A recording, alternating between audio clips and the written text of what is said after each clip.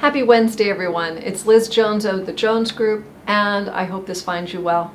Hey, today we're going to take on a slightly different topic. I've been approached by several landlords that are looking to sell their property with tenants in place. And some of the questions they have are, am I able to sell that property with tenants?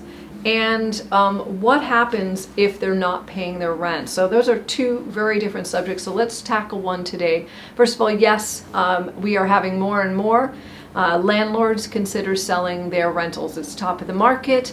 They got a good stream of income, but they'd like to sit in a more liquid position. So as long as you are respectful to your tenants, you give them proper notice, you can put that house on the market and sell it with the tenant in place. And yes, there are people that are willing to buy that with a stream of income coming along with that property. So that's always a great idea. So let's talk about COVID and how COVID has affected that tenant-landlord relationship.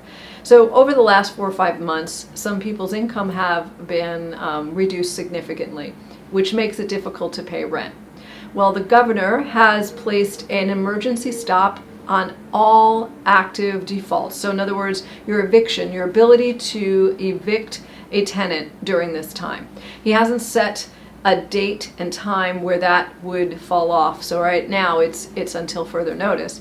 But let's say your tenant has not been able to make a payment to you for several months.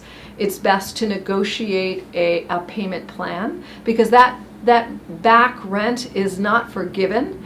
It is just owed in future situation. And at some point in time, when the courts and the governor has released this ability to evict, there will be an inevitable eviction for missing and back rent. So it's always best to try to work out a payment plan with your tenant.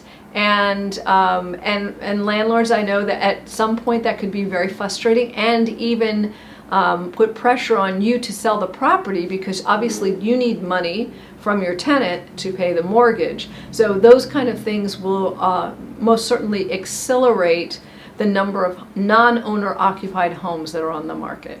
If you'd like to read more about it, I'll put a link below, and you might even find there's even an emergency assistance program for your tenants that they might qualify for. If you have any questions, please let me know. I'm Liz Jones with the Jones Group, and until the next time.